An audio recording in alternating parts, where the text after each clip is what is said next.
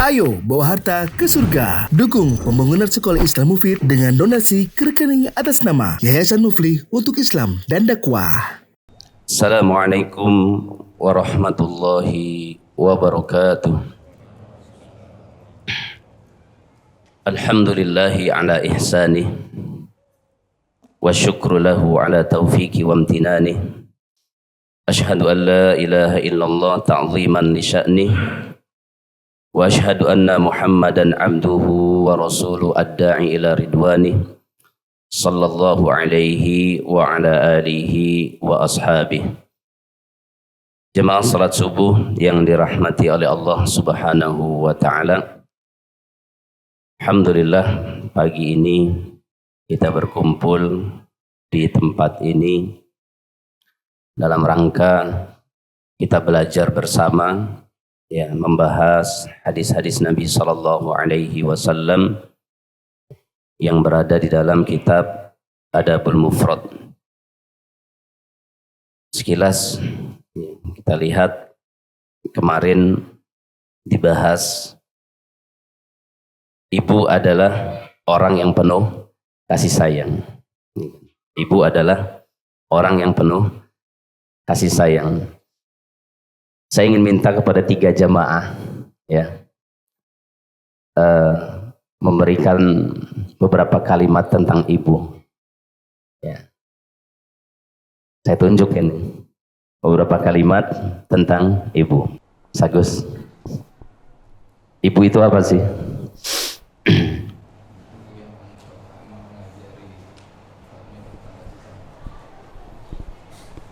Yang mengajarkan kita tentang arti kasih sayang. Yang pojok masih. Ibu.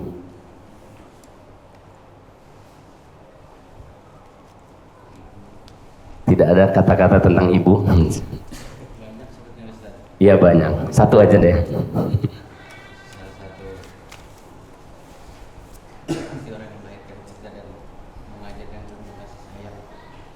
Selain itu.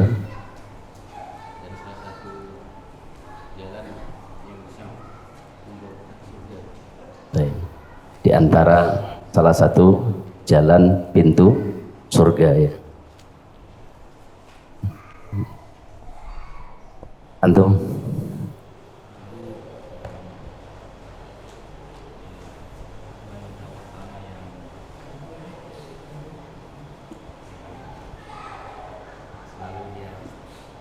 Wanita pertama yang selalu di hati. Kalau istri nggak selalu di hati, ya. Karena memang betul, kalau ibu itu tidak ada mantan ibu. Kalau istri, waliyahudzubillah, ada mantan istri. Adik, ada nggak mantan adik? Nggak ada. Anak, mantan anak saya ini, tidak ada. Kakak, tidak. Itulah ibu. Ya, jadi luar biasa, ya, kalau kita lihat hadis sebelumnya dalam Adabul Mufrad ini. Makanya pantas Allah Subhanahu wa taala itu sandingkan antara hak Allah Subhanahu wa taala dengan hak orang tua. Wa'budullaha wa la tusyriku bihi syai'a wa bil walidaini ihsan. Ya, sembahlah Allah, janganlah syirik kepada Allah. Kemudian apa? Dan berbaktilah, berbuat baiklah kepada kedua orang tua. Kalau kita ingat masa-masa kecil, ya, bangun tidur, ya kan, di atas meja terhidang sarapan, siapa yang menyiapkan? Ibu. Saat kita tidur, ya, kita kedinginan, siapa yang menyelimuti kita? Ibu atau ayah. Ya. Kemudian saat berangkat sekolah, ya, kalau belum hilang, ya, dalam pandangannya, ibu kita itu akan selalu melihat udah sampai sekolah apa belum. Bahkan rela, ya, walaupun sedang masak, dimatikan kompornya, saya antar anak saya pergi ke sekolah kalau memang itu sekolahnya dekat, kan. Nah, itulah pengorbanan seorang ibu. Makanya betul Allah Subhanahu wa taala sandingkan antara hak Allah dengan hak kedua orang tua. Ini luar biasa. Baik. Kita masuk pada bab baru. Ya, sebelum masuk bab baru, ya, sekedar pengantar berikutnya. Kita sudah masuk di 10 Ramadan. Betul ya Pak? 10 Ramadan. Ya tentunya selama 10 Ramadan ini kita sudah banyak ibadah yang kita lakukan. Ya, ibadah yang kita lakukan. Ada perkataan Syekh Shalih Fauzan Al-Fauzan yang patut kita jadikan renungan. Ya, kata beliau apa? Man kana muhsinan au muqassiran falyuhsinil khitam fa innal a'mala bil khawatim.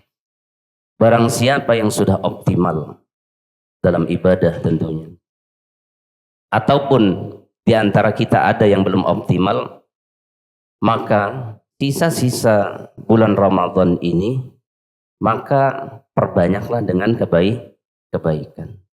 Karena tentunya yang namanya amal itu tergantung pada akhirnya. Tergantung pada penutupnya. Maka daripada itu, ya ketika kita sudah menilai diri kita, ya saat ini saya belum optimal dalam ibadah di bulan Ramadan, ya maka optimalkan lagi untuk ibadah di bulan Ramadan.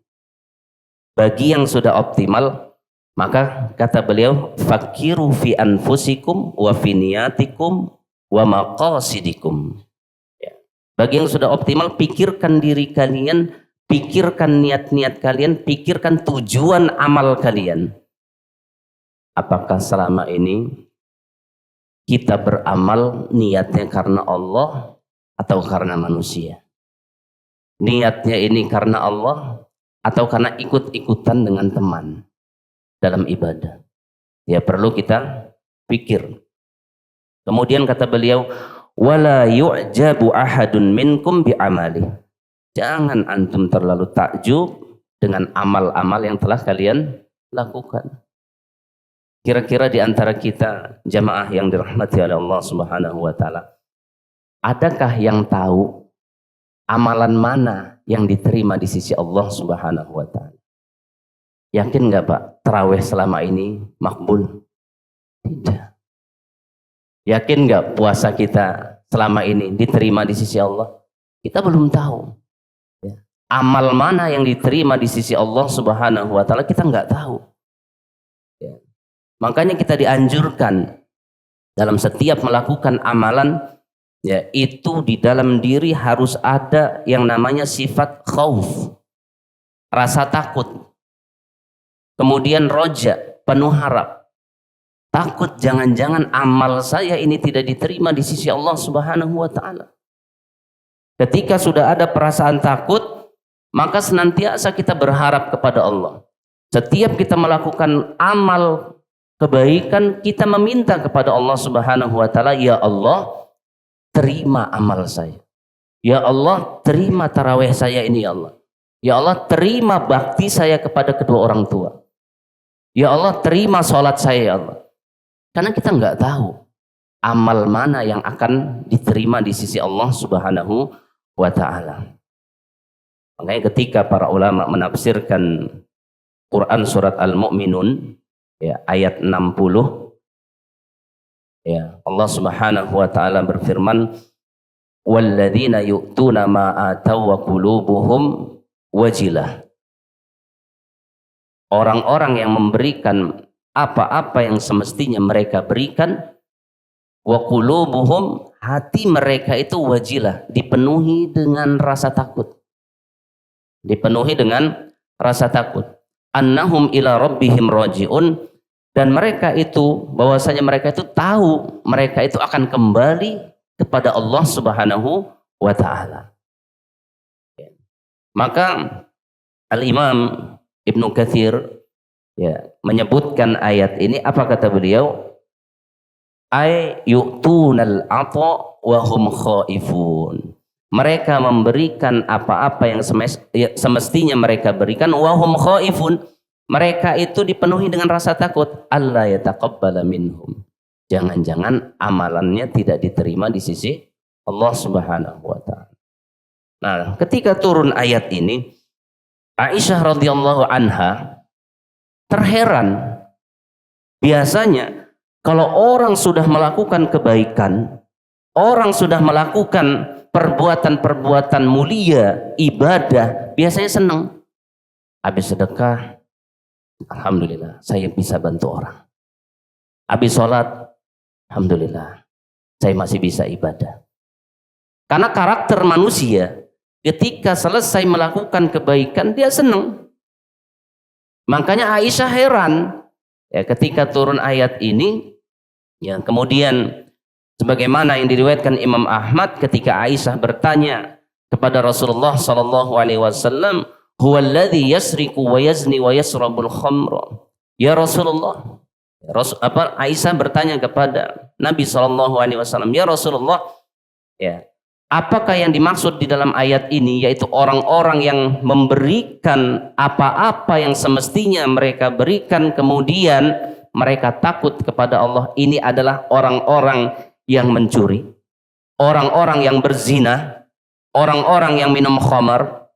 Jadi dalam pandangan Aisyah radhiyallahu anha, ya, dikirain orang yang taubat ini, orang yang takut ini adalah orang yang selesai maksiat. Orang habis zina, tobat. Orang habis mencuri, tobat. Orang habis minum khamar, tobat. Itu biasa. Dan itu wajib, ya, bertobat. Tetapi apa jawaban Rasulullah sallallahu alaihi wasallam?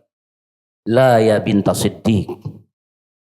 Bukan itu yang dimaksud wahai putri Abu Bakar As-Siddiq. Akan tetapi alladzi yusalli wa yasum wa yatasaddaq wa huwa yakhafullahu azza wa jalla.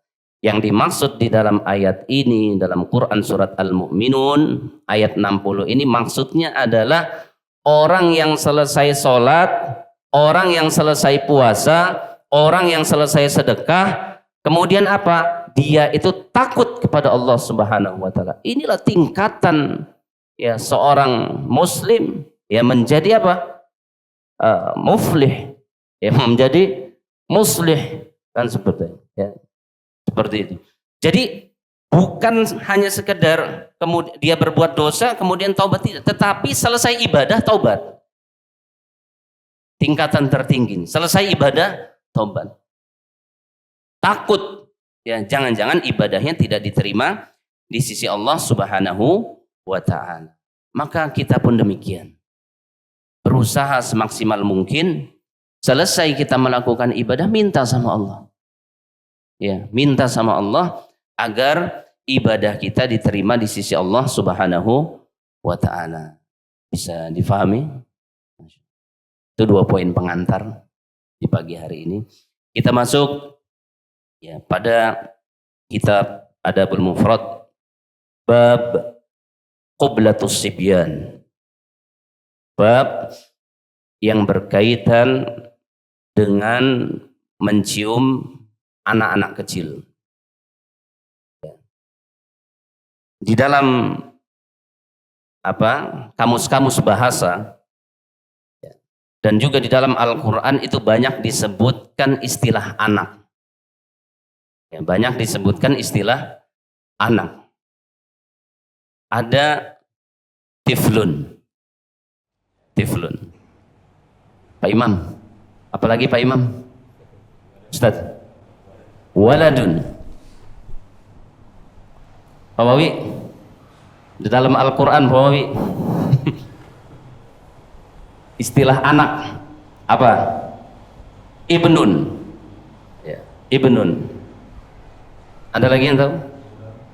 Gulamun, bintun. Ada lagi? Dzurriyyah, ya, dzurriyyah, anak keturunan kan. Jadi dalam Al-Quran banyak kata-kata yang semakna, tetapi kalau dipahami secara mendetil berbeda. Waladun, anak laki-laki. Ibnun, anak laki-laki juga. Tetapi secara makna, secara detil tentunya nanti ada perbedaan. Nah, makanya di sini disebutkan ya as-sibyan. As-sibyan ini bentuk jamak. Ya, jamak dari as-sabi. Ya, as-sabi. Seorang anak kecil. Nah, kemudian kalau muannasnya sobiyah. Ya. Sobiyah. Jamak dari muannas sobaya. Sobaya.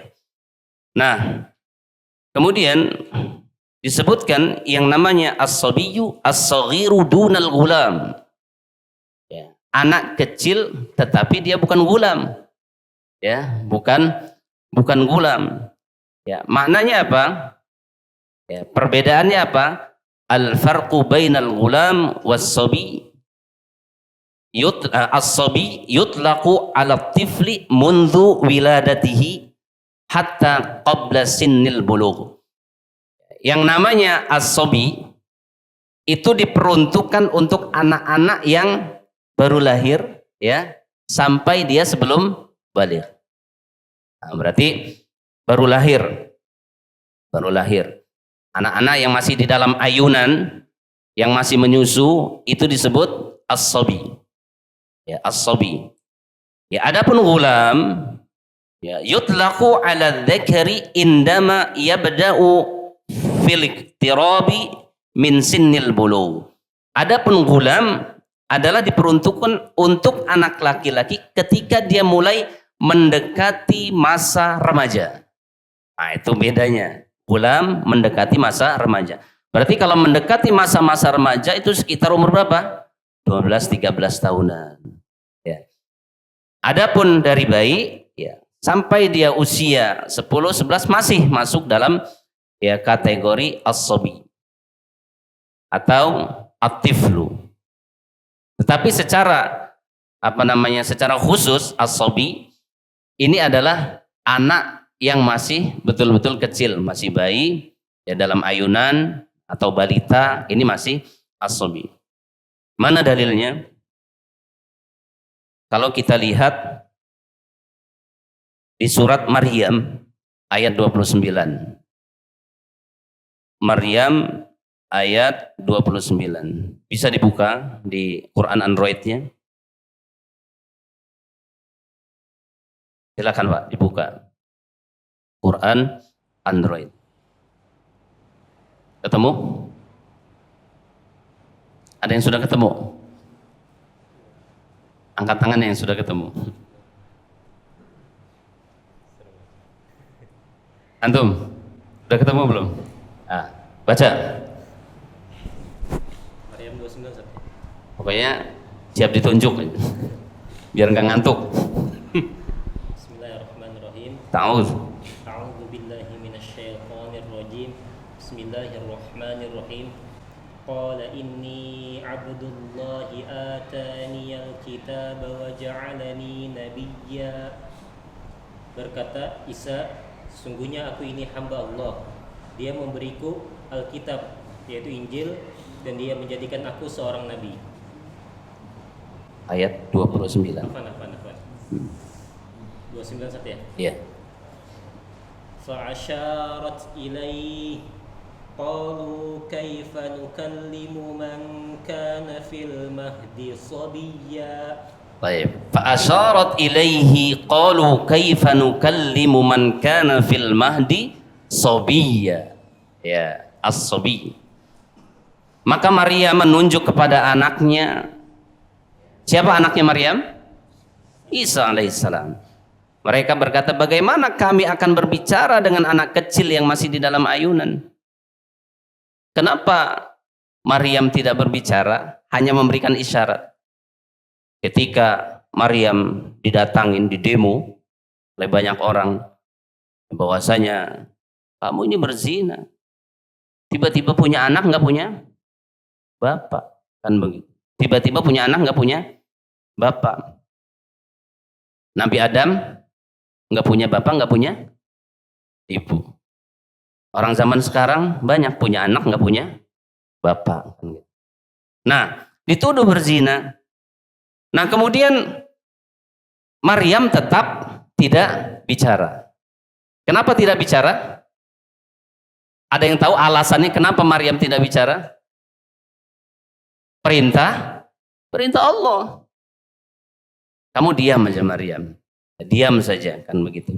Jangan bicara. Ya, makanya di antara pengertian saum, puasa secara bahasa, yaitu menahan untuk tidak bicara. Nah, ini makna saum, ya puasa, ya secara bahasa menahan untuk tidak bicara. Lihat Quran surat Maryam ayat 26. Lagi. Yang tadi naik ke atas, ayat 26. Bismillah.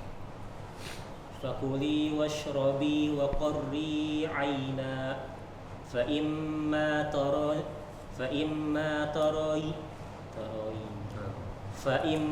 tarayinna minal bashari ahadan faquli inni nadartu ila rahmani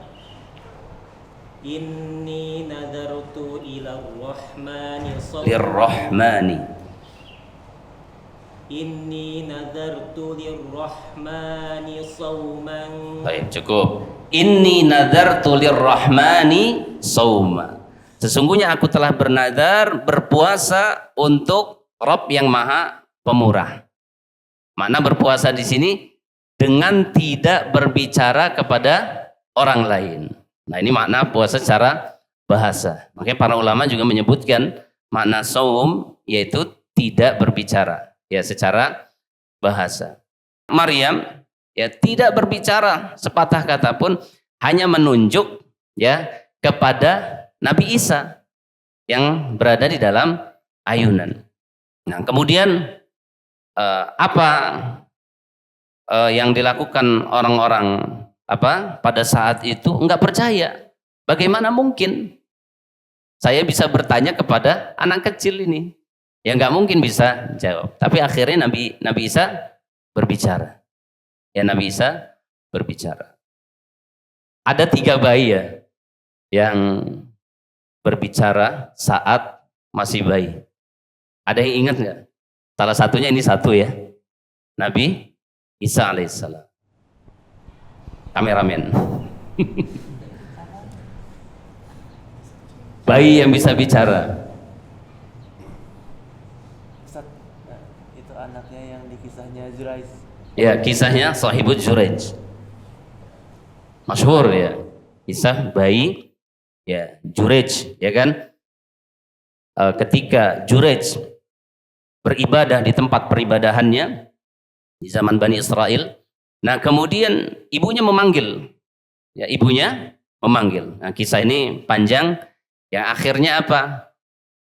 Siapa? Ibunya ini berdoa untuk si Juraij. Ya Juraij, mudah-mudahan kamu nggak akan mati katanya, kecuali kamu telah melihat muka pezina. Ya, muka pezina. Ya betul, terjadi melihat muka pezina. Nah kemudian ya lahirlah seorang anak dari pezina ini, yaitu dari seorang laki-laki pengembala, kan seperti itu. Nah kemudian anak pengembala ini tadi ketika Juraij dituduh ini dan itu, dihancurkan tempat ibadahnya. Nah akhirnya apa? Akhirnya mana anaknya katanya. Ketika anaknya bicara, baru semua pada percaya bahwasanya saya, kata si bayi ini, adalah anak pengembala. Anak pengembala. Akhirnya Juraij ditawarkan, ya Juraij, saya buatkan tempat ibadah, ya nanti dari emas katanya. Nanti dari emas. Tapi katanya, oh enggak usah, buatkan saja tempat ibadah seperti biasa. Yang kedua, yang ketiga, masih di zaman Bani Israel. Rifki, ingat nggak? Sabul Ya? Ukhdud. Sabul Ukhdud. Ada seorang wanita yang mau disuruh masuk ke parit, anaknya berbicara. Ketika dia ragu untuk melompat, anaknya berbicara. Ya. Kalau yang masyhur, seorang wanita yang sedang menyusui. Ingat ya? Menyusui. Kemudian lewat seorang laki-laki gagah tampan berkendaraan seperti itu, wallahu alam, tidak disebutkan kuda atau apa ya dalam riwayat Bukhari itu, ya bahwasanya kemudian didoakan oleh ibunya si anak ini kan, semoga Allah menjadikan kamu seperti laki-laki yang tampan itu. Akhirnya apa? Dia bicara, oh enggak mau katanya, jangan jadikan aku seperti dia. Nah kemudian lewat lagi ada seorang budak wanita, didoakan lagi oleh ibunya, ya Allah jangan jadikan anakku ini seperti wanita itu. Kemudian si bayi ini bicara, nah, tidak mau dia, jadikan aku seperti seorang wanita. Kemudian ditanya, ada apa kan seperti itu. Nah ketika ditanya, laki-laki itu adalah seorang penguasa yang kejam, yang zalim. Nah kemudian wanita ini adalah wanita yang baik, tetapi dia dituduh macam-macam. Nah ini 3 yang masyhur ya, yang anak ketahui, 3 bayi yang berbicara ya sebagaimana yang disebutkan di dalam hadis Bukhari. Adapun yang lain wallahu alam. Nah seperti itu ya. As-sibyan ya anak-anak kecil.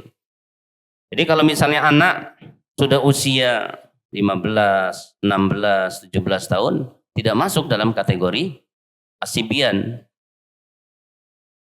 bukan dalam kategori as-sibyan. Baik.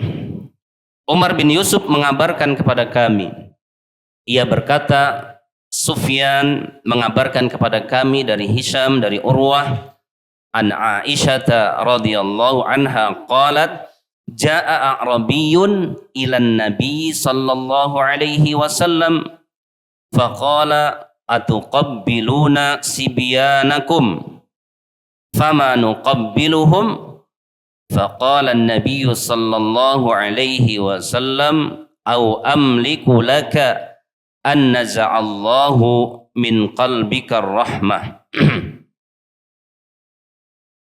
Dari Aisyah radhiyallahu anha, ia berkata, ada seorang Arab Badui menemui Rasulullah sallallahu alaihi wasallam, lalu beliau bertanya, apakah kalian mencium anak-anak kalian?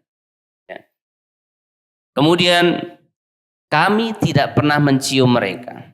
Jadi orang-orang Arab Badui itu berkata, kami tidak pernah mencium mereka.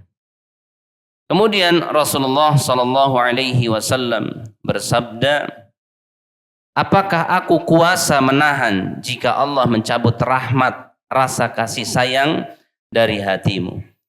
Ya maknanya adalah Rasulullah sallallahu alaihi wasallam tidak bisa berbuat apa-apa. Tidak bisa menjadikan rasa kasih sayang ke dalam hati orang Arab Badui ini. Jadi kalau misalnya Allah sudah mencabut rasa kasih sayang darimu, kata Rasulullah sallallahu alaihi wasallam, maka aku tidak kuasa, tidak bisa memasukkan rasa kasih sayang ke dalam hatimu. Ini kata Rasulullah sallallahu alaihi wasallam. Dan ini adalah bentuk apa? Bentuk ancaman. Bentuk ancaman, bentuk marahnya Nabi sallallahu alaihi wasallam kepada orang-orang Arab Badui tersebut. Ya, kepada Arab Badui tersebut, punya anak ya tidak pernah dicium, Nah, kemudian disebutkan di sini bolehnya mencium pipi anak dari kerabat.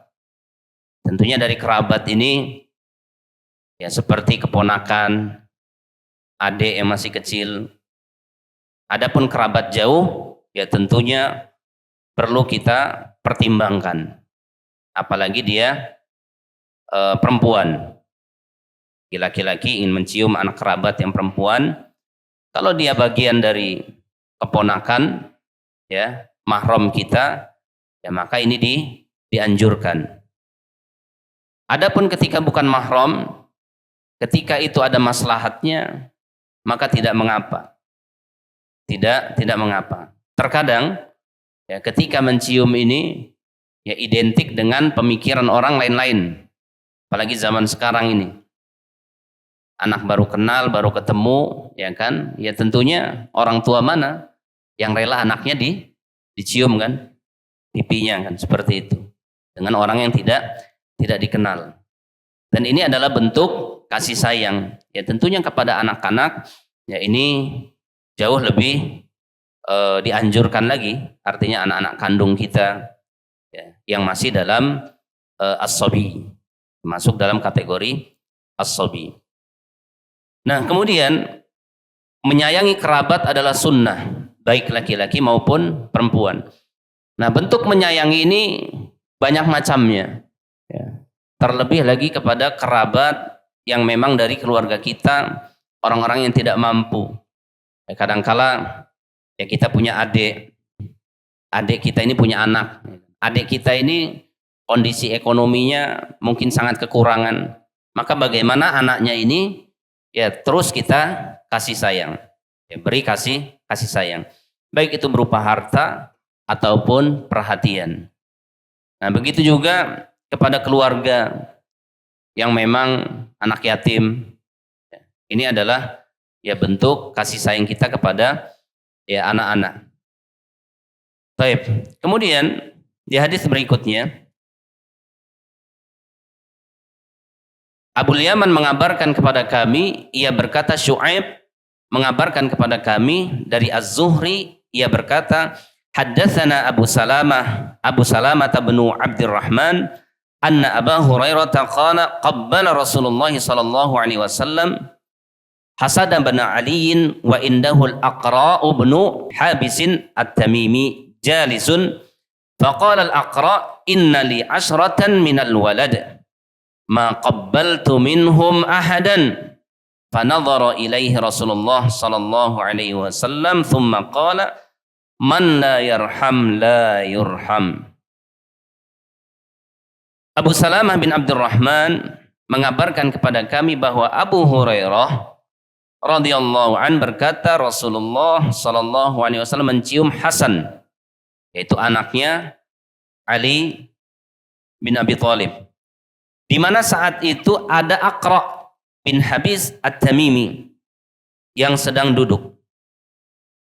Lalu ia berkata, Aqra' bin Habis yang berkata, aku punya 10 orang anak ya, tetapi aku tidak pernah mencium satu orang pun dari mereka.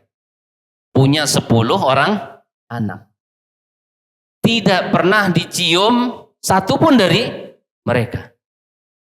Ini gimana ini? Punya 10 anak, tapi nggak pernah ada yang dicium.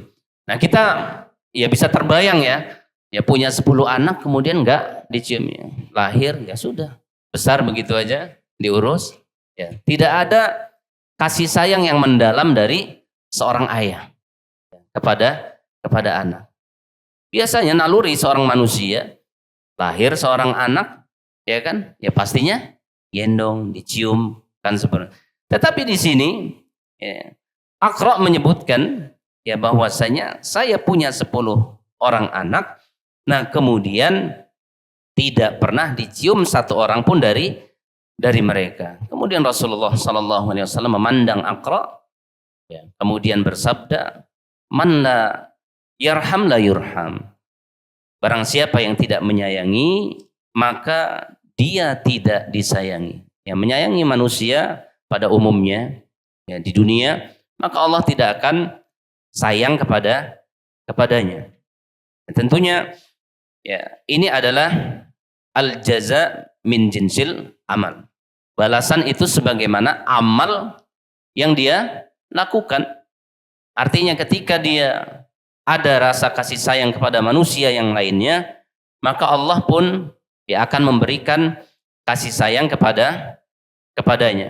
Maka ada pelajaran penting yang patut kita garis bawahi di sini, ya, bahwasanya ya mencium si buah hati adalah mendatangkan rahmat.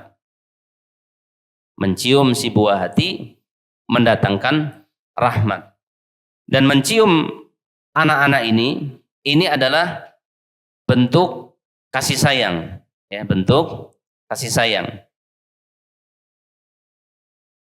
Nah, sebagaimana yang disebutkan bahwasanya mencium anak ini adalah bentuk kasih sayang, Dan ini adalah bentuk lemah lembut ya kepada anak. Mencium ini adalah bentuk kelemah lembutan kepada anak-anak kita. Dan lemah lembut ini adalah termasuk yang diajarkan di dalam syariat. Ya.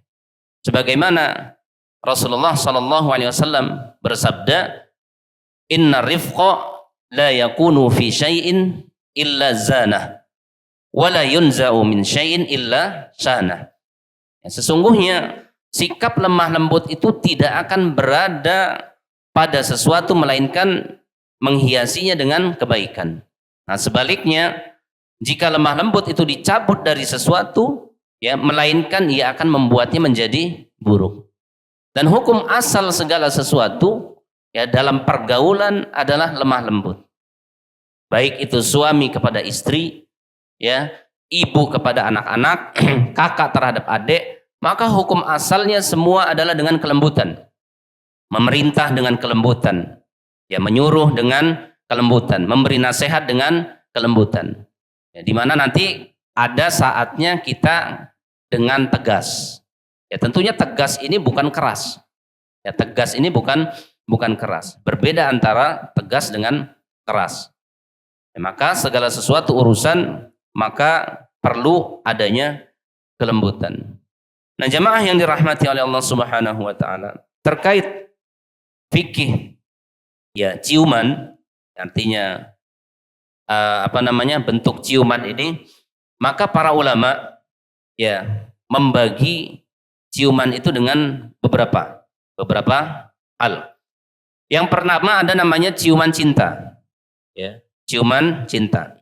Ciuman cinta ini biasanya ciuman kepada anak di pipi. Ini ciuman cinta. Nah, kemudian ada namanya ciuman kasih sayang. Ciuman kasih sayang dari seorang anak kepada ibu dan bapak, kepada orang tua. Begitu juga ciuman sayang yaitu dari kakak ke adik, adik ke kakak. Ini ciuman sayang. Nah, kemudian masuk dalam kategori ciuman yaitu ciuman penghormatan. Yaitu ciuman di tangan. Ciuman penghormatan kepada orang-orang yang kita hormati. Sebagian ulama memandang orang-orang yang kita hormati ini boleh dicium dengan syarat kita tidak membungkuk. Dengan syarat tidak membungkuk. Termasuk juga orang tua. Maka orang tua boleh kita cium dengan bentuk penghormatan. Tangannya boleh kita cium. Dan mencium tangan ini juga pernah dilakukan oleh Rasulullah SAW kepada as-sobi, anak-anak yang masih kecil, masih balita, ya dicium tangannya oleh Rasulullah SAW. Dan ini bukan perkara yang perkara yang tabu, bukan perkara yang naik derajat kita ketika kita mencium tangan seorang anak. Tidak. Kalangan para ulama ya ini terbiasa ya dengan seperti ini. Cuma di Indonesia sepertinya nampaknya kalau kita nyium tangan anak kecil ini suul adab. Anaknya yang suul adab. Tetapi tidak. Ini adalah bentuk kasih sayang. Nah, kemudian ada masuk juga dalam kategori yaitu ciuman birahi. Ciuman birahi. Tentunya ini adalah ciuman suami kepada istri, istri kepada suami. Dan yang terakhir yaitu ciuman fitoah, yaitu dalam ketaatan. Ciuman dalam ketaatan. Apa ciuman dalam ketaatan? Yaitu mencium hajar aswad. Ketaatan dalam ibadah. Nah, kemudian yang perlu kita perhatikan juga ada 4 anggota tubuh anak yang perlu dicium oleh orang tua. Ya, 4 anggota tubuh anak yang perlu dicium oleh orang tua. Jadi mencium itu bukan hanya di pipi. Yang pertama di ubun-ubun. Mencium ubun-ubun anak. Ya, para ahli psikolog yang menyebutkan mencium ubun-ubun anak ini adalah menunjukkan kebanggaan kepada anak. Dicium ubun-ubunnya ini menunjukkan kebanggaan kepada anak. Ya, tentunya ketika kita mencium ya sambil kita doakan ya, keberkahan dan lain sebagainya. Nah, kemudian yang kedua, mencium di dahi. Ya, mencium di dahi. Mencium di dahi ini menandakan orang tua ridho atas anak. Menandakan orang tua ridho atas keberadaan anak. Kemudian yang ketiga, ciuman di pipi. Nah, ini yang dimaksud ya di dalam ya penjelasan hadis ini, kandungan hadis ini boleh mencium pipi. Nah, seperti itu. Dan ciuman di pipi ini menunjukkan kasih sayang dan kerinduan orang tua terhadap anak.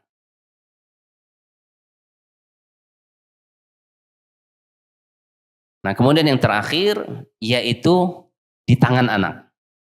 Cium tangan anak ini menunjukkan mawaddah, ya, wal hub, kasih sayang dan cinta. Kasih sayang dan cinta.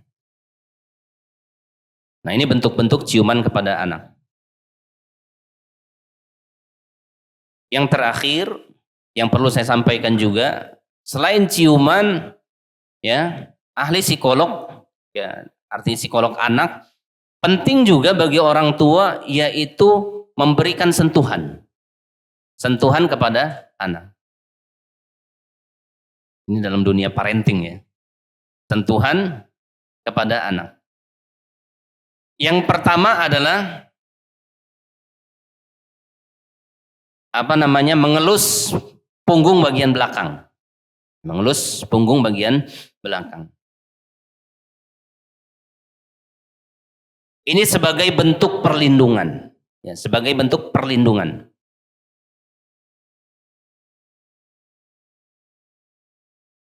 Nah, kemudian mengusap atas kepala, yaitu ubun-ubun. Kalau tadi dicium, ya sekarang diusap. Ya, maknanya sama, ya, menunjukkan kebanggaan. Menunjukkan kebanggaan.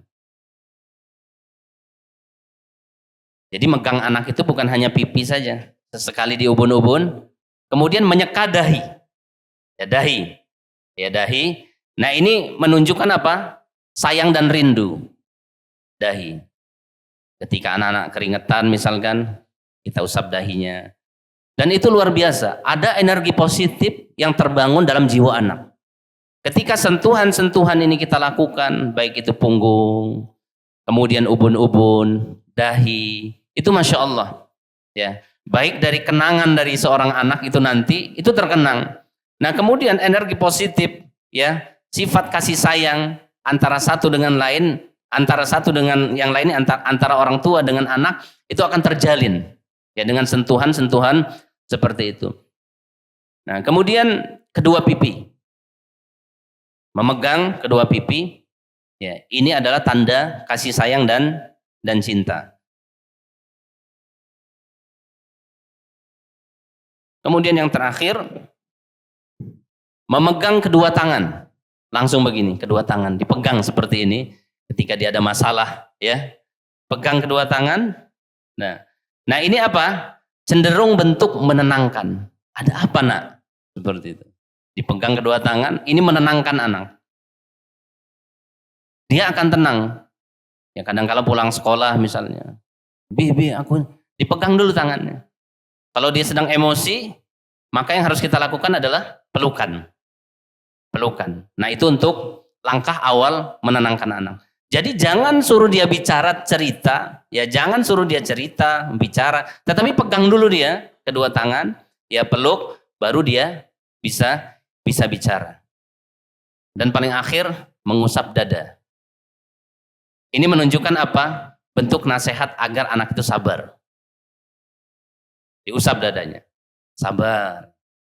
Kalau sedang emosi kan, dibuat sabar. Dalam bentuk menenangkan.